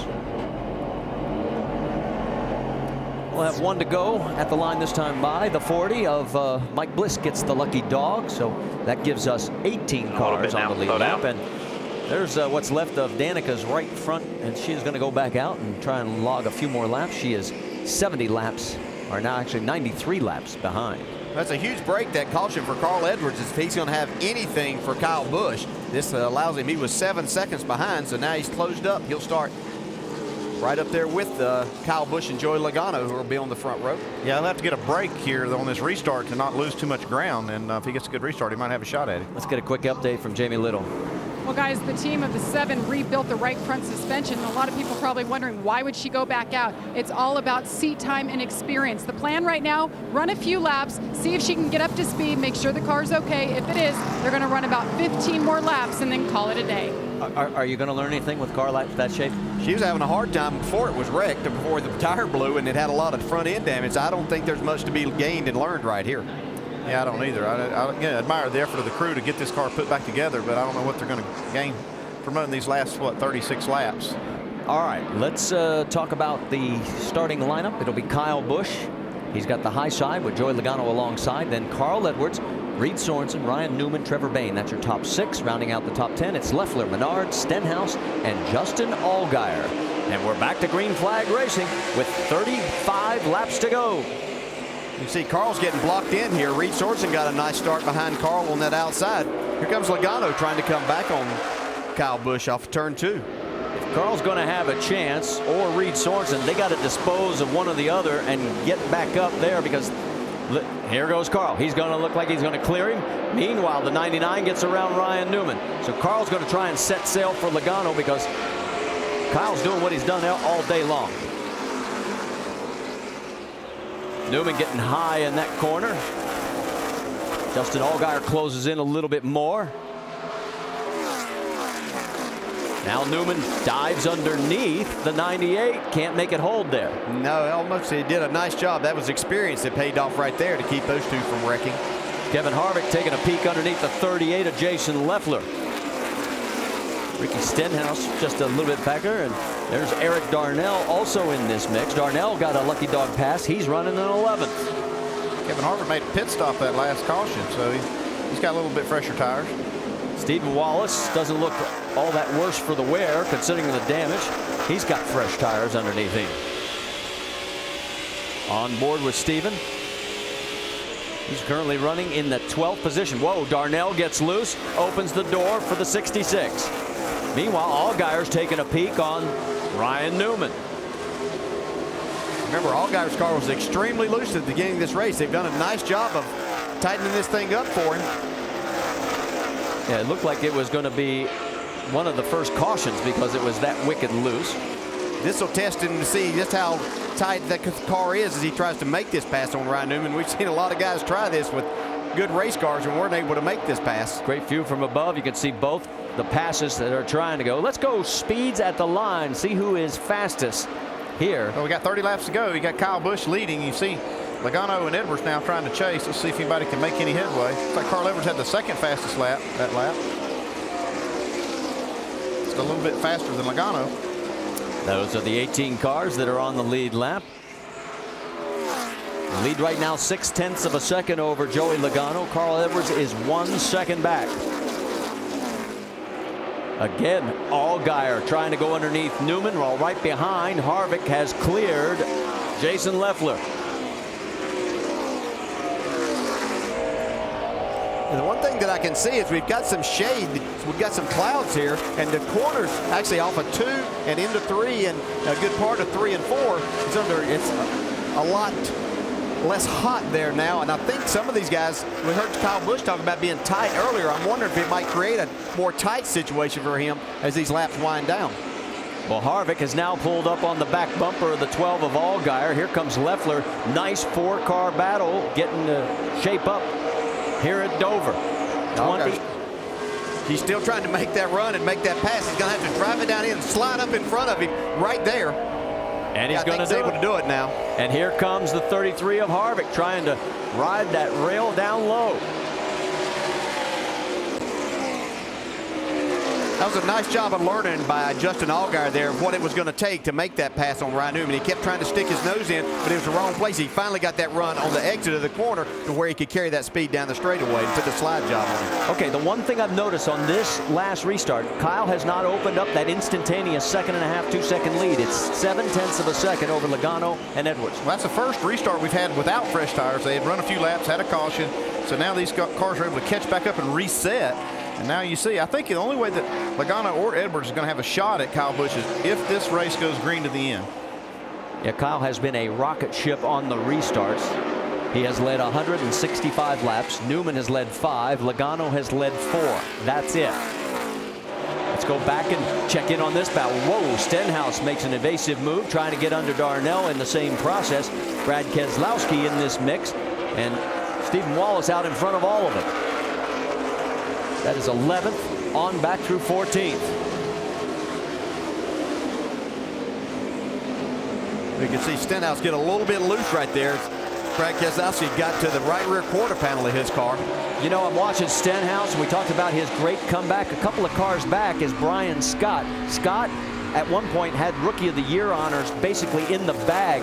And right now, I think it was a 3-point difference coming into this race. And here's Stenhouse again running in front of Brian Scott. Yeah, he is doing that. I'm looking at Eric Darnell there in that 16 car. He's done a fantastic job. He's picked up 24 spots. He didn't have a good qualifying effort. He got down a lap at one point today, got that back, and now is up in the 12th spot. Well, Darnell made his first nationwide start of the season back at Richmond. He started 17th, finished 22nd in that race.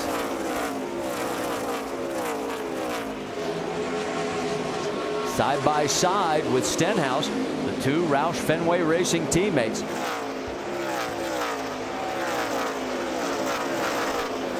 This is where Jack Roush gets a little bit nervous when these guys start racing each other. He's seen this before earlier in the year, and they'd get in the same accident, but you can see Ricky Stenhouse takes that spot away now.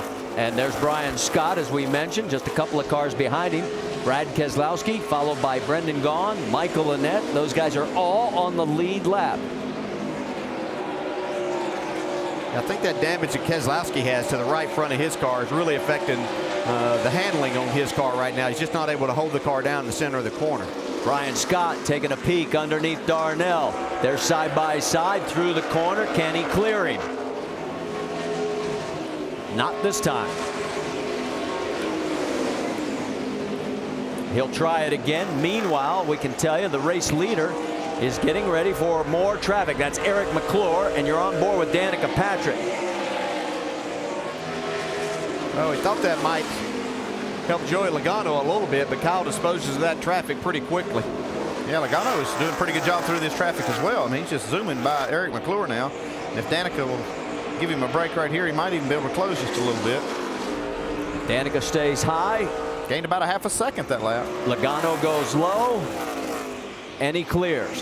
There's Carl Edwards next to come by Danica. Yeah, Kyle's got clear selling for a while, though, so see once they get back into, once Logano clears that, and what these lap times do now. Yeah, we'll see how it stabilizes out. Well, with all that damage, Danica is running 0.7 of a second slower than our race leader. But she's flogging it. She's getting out there and getting the laps. Yeah, they actually did a pretty nice job of getting this car repaired and fixed, and she is able to get a little more experience, a few more laps on the track here. Top three now have some wide open track. There goes Kyle, Joey, and Carl. 17 laps to go here at the Monster Mile. It is basically going to come down to these three. Side by side, it is Brendan Gaughan getting passed by the 22 of Brad Keselowski. Well, almost. Here comes Brendan right back on him. Yeah, Brad's got his hands full with that race car right now. Whoa. Well, he does clear him.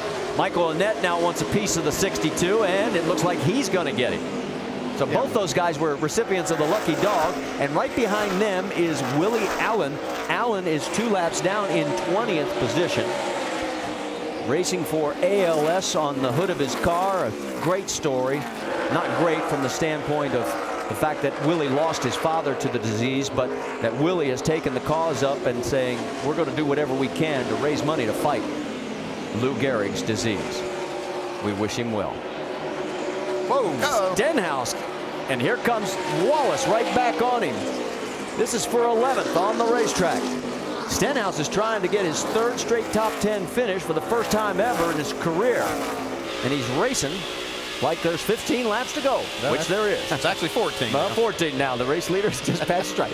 Yeah, but Stenhouse, he kind of got forced up there a little while ago up to the high side. He'd been running around the bottom most of the race, but he got forced up there in traffic, and so he's able to make up some time there. So he's making that high side work. He might get to the top 10. Okay, they're in clean air. Let's check the leaders. Speeds at the line. This time by. Here they come. We'll see what they have.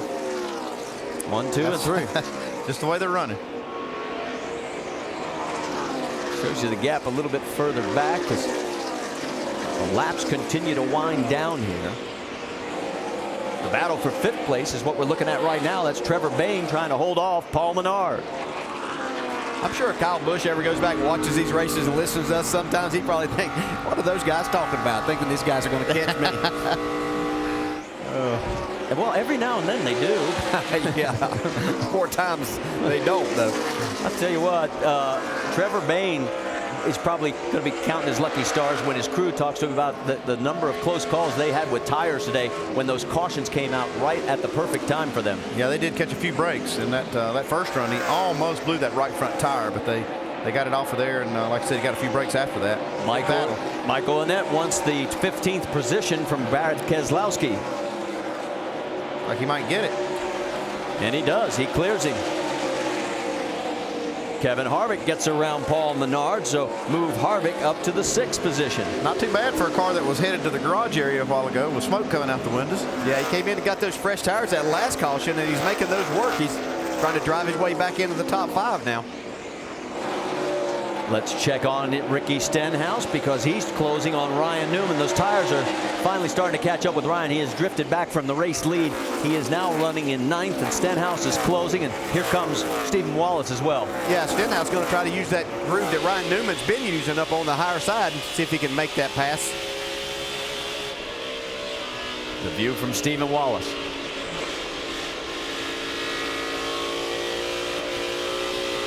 Gives you a little bit of an idea of how you drive uphill out of these corners. That's what you fight. You've got the banking, and then it flattens out, even though the straightaways are still banked 9 degrees. You see Brian Scott also giving the 66 a look.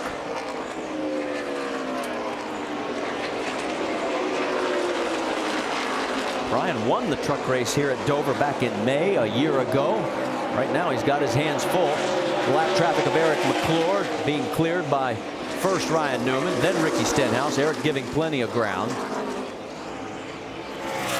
McClure's running 29th right now, 6 laps down. How about the battle again for 5th? Trevor Bayne has it. Kevin Harvick wants it. Yeah, and he has fresher tires and a lot of experience on young Trevor Bayne, and I think that's going to prevail right here. And he does clear him. So move Harvick back into the top 5. The laps continue to wind down. It is 6 laps this time by, and of course for Kyle Busch, he's looking to make another page of history in the NASCAR record book. Let's check in on his radio. We're not going to make it. I've had a vibration since 15 to go. It's getting worse and worse and worse and worse. We ain't going to make it. It's pretty pessimistic right there. He must feel like he has a right front issue maybe, or maybe a loose wheel. I'm not sure what he's feeling. Yeah, you know, sometimes we talk about that lower air pressure. Something he's trying to get out there and get those leads. Like that. We're going to do this right here. We're going to do it. Could have run it a little bit hard. You see right there, you got the left front down off the track and shot him up a little bit, but he's still running his lap time. Anybody else? Yeah, his lap times are right there, so I think he's fine. 5 laps to go. Is there a problem on the 18?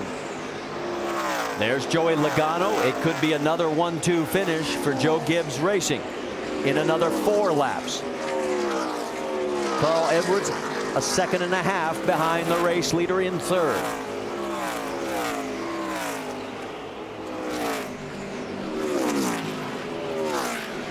That last lap, both cars, Joe Gibbs, Toyotas ran identical 24.8 second laps. Now this time there'll be 3 laps remaining. And the last time Kyle Busch led over 100 laps and failed to win was Kansas last October.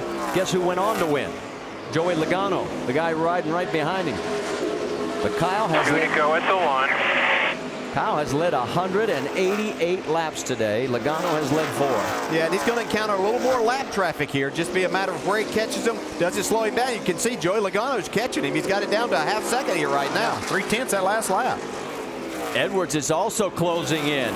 And Kyle does have lap traffic. 2 cars that he's going to have to maneuver through. The 09 of Kelly Byers. Byers gives him room.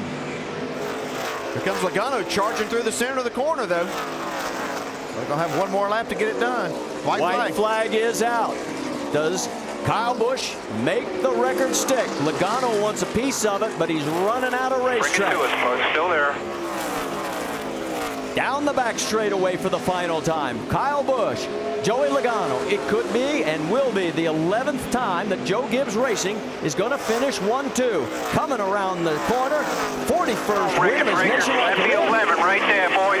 And he's got the record. There we go. All right. Woo. Carl Edwards comes home in 3rd, and you can see how far back it is to Reed Sorensen in 4th. Rounding out the top 5, it will be Kevin Harvick. Joe's going to get his picture taken. Here comes a battle. Stephen Wallace, and he holds off Brian Scott for the 12th position. You are awesome, dude. Thank you so much. Well, whatever problem Kyle had in that race car, it wasn't enough to keep him from winning. I'm not sure he wouldn't mess with those guys. And the rest of the field today, he really had a good car all day long. Nobody could really mount a true charge against him. Yeah, I can tell you, I was racing against Sam Hart in 1983 in the Busch Series at that time, and thought that was just phenomenal, winning those 10 races, and wasn't sure that record would ever be broken. Of course, Kyle tied it just a couple of years ago, but man, this young man is just phenomenal talent.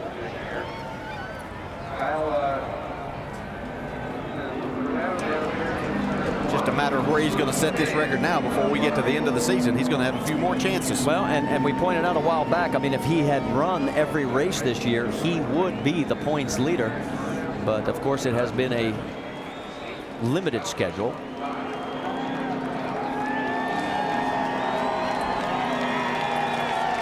You can hear the crowd. A few boos, but for the most part, a lot of cheers, because I think they realize 11 wins in a season, a new record.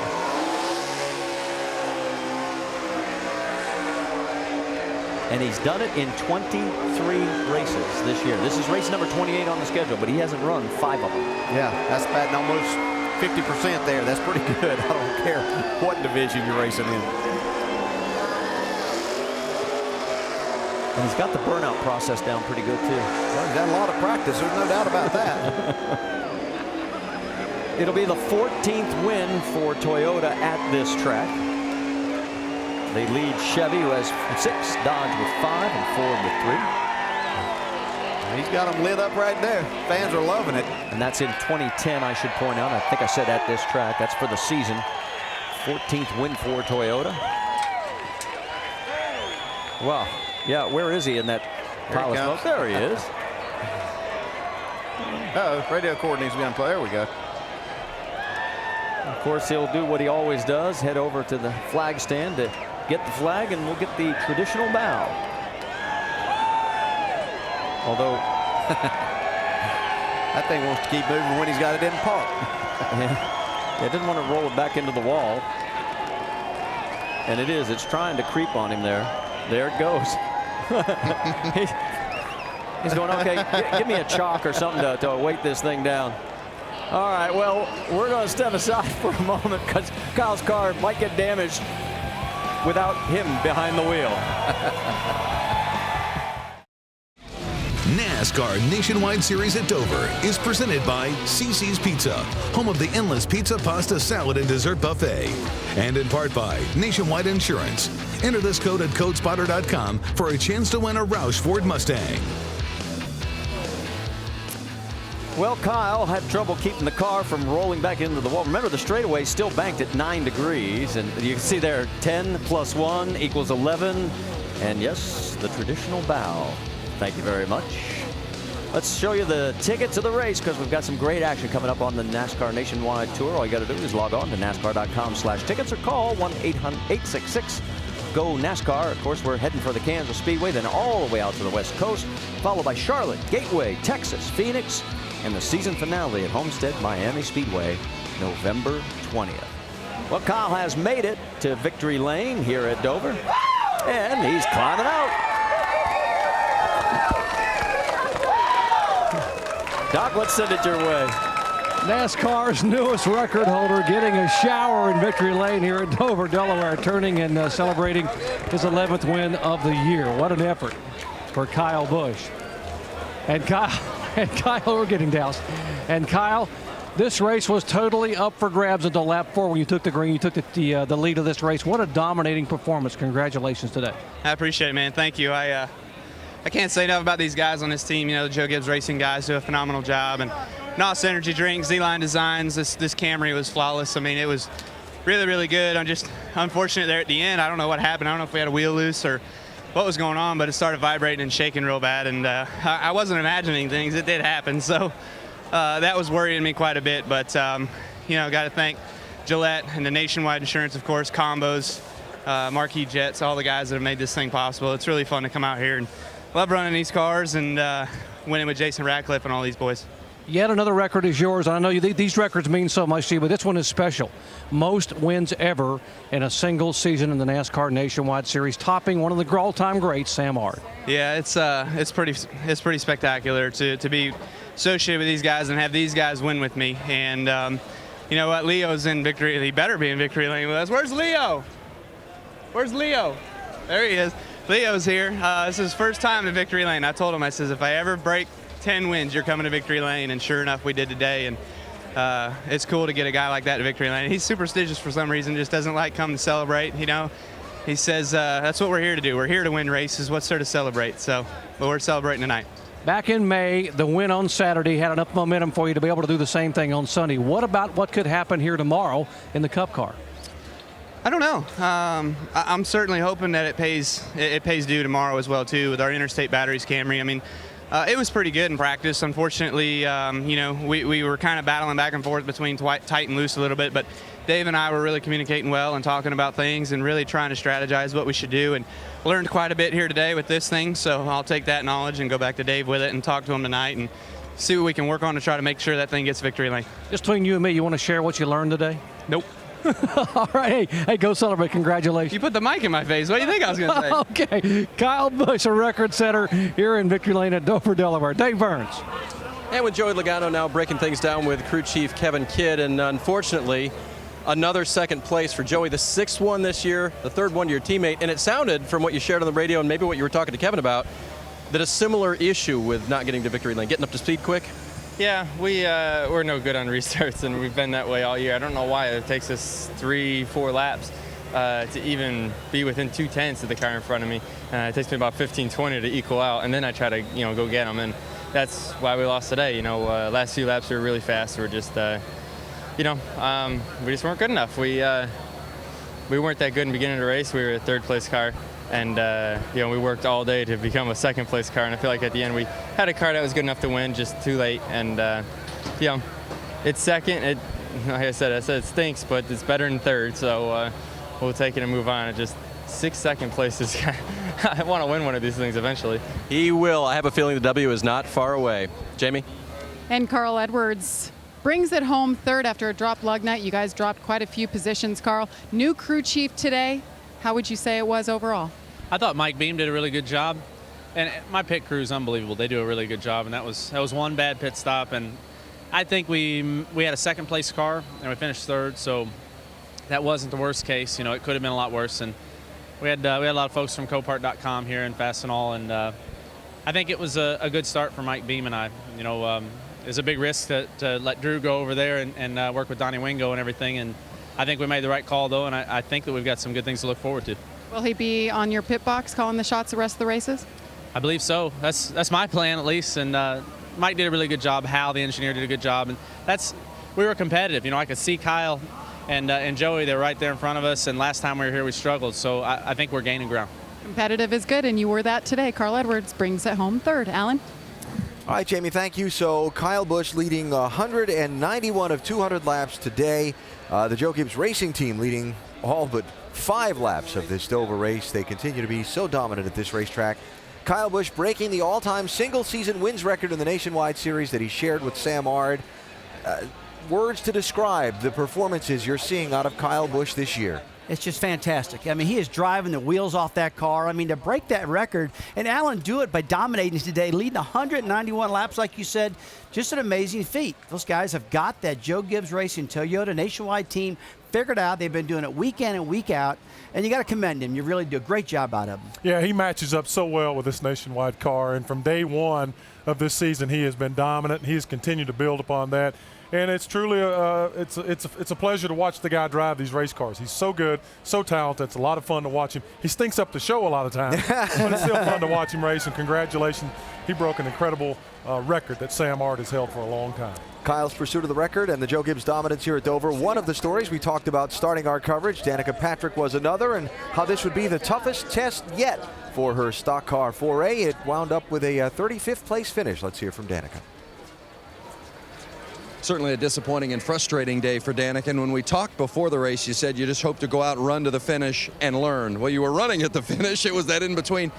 What can you take from a day like today? You know, it's hot out there. Just take a nice little break in the middle 100 laps. No, really disappointed. It's funny. I was talking, obviously, with the 100 laps I had to talk about it. And, you know, I mean, there's two things. One, every time I think I'm going to do well, I don't do well. And every time I'm not sure what to expect, I do well. And it's just kind of gone like that this year. Michigan was a prime example. I thought I was running well, and we were just loose, and, you know, it didn't go great. And anyway, and then the other part of it is that, you know, I don't know what I need out of the car to be good in the race. I mean, I know what I want for one lap to feel good, but that doesn't mean it's going to be good for 70 or 80 laps. And so, you know, even on that last run out there that I did, which was 30 or so laps, I mean, we freed it up and went out there, and I started out feeling a little loose, and then it kind of settled in, and then I was pushing by the end. So it's like, how loose does it have to be when you start to have a good end? And, you know, I don't know if that contributed to the right front blowing out in the first run or not, but, you know, I was getting to the point where there was so much push, it was chattering. And so, you know, I know now from experience that, you know, when you have a vibration or when the car doesn't want to turn, it's probably losing pressure, and, you know, you should back it on down. But, you know, lessons learned, and they're not fun lessons, and everybody's watching, so it makes it even harder. But we'll get this go to Eddie Carr to the front by the end of the year, and we'll figure it out. Thanks, Danica. Steep learning curve. Yeah, and Vince, interesting perspective there. Lessons learned while everybody's watching. And a tough place to learn some lessons today. And Danica winding up finishing in 35th position. A couple of undefeated SEC rivals matching up on ESPN tonight. Steve Spurrier's South Carolina Gamecocks taking on the road to face Cameron Newton and the Auburn Tigers. It's college football primetime presented by Hampton Hotels. ESPN tonight at 7:45 Eastern. The South Carolina-Auburn game also available online on your phone and on ESPN 3D. For more information, log on to ESPN.com. That will be a good one later on tonight.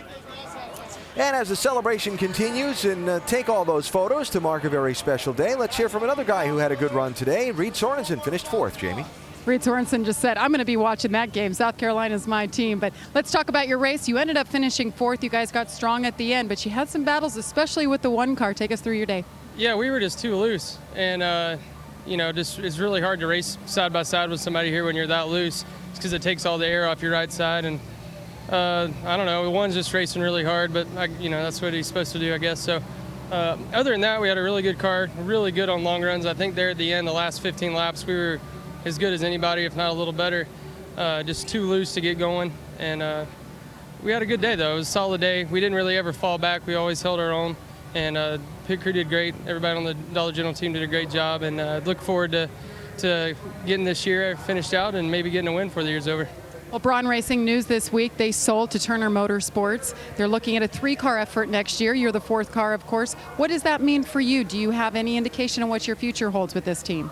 I mean, all I know is I love racing for Dollar General. We're doing a good job this year. We've haven't got our win, but we're getting close. And you know, I love racing with these guys. I love hanging out with Trent, him being my crew chief, and me and him get along really well and seem to get the car running good. So just keep doing the best I can, and hopefully everything will work out. That's 4 straight top 10 finishes for Reed Sorensen. Vince?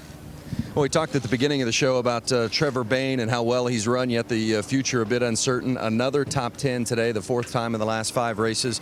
Put in perspective the struggle of what's going on off the track and how you balance that to put it forth another good run with this 99 team. Well, it's a tough balance once you step out of the car. It's hard to keep a smile on your face when you don't know what tomorrow is going to hold, but once I get in the car, I mean, it's strictly focused, and we showed that again today. I mean, with all this controversy, everything that's happening, this team pulled together. We pulled off another top 10, ran top 5 till the very end, ended up 6th, so we were happy to give out Pet Care another strong run and happy to give these 99 guys a great run with us not knowing whether I'm going to be in the car again. You know, I mean, it's ups and downs, and it's hard to keep moving forward, but we got to. You know, you put your strong foot forward and just keep working toward the next week right now. Will you be in the 99 next week?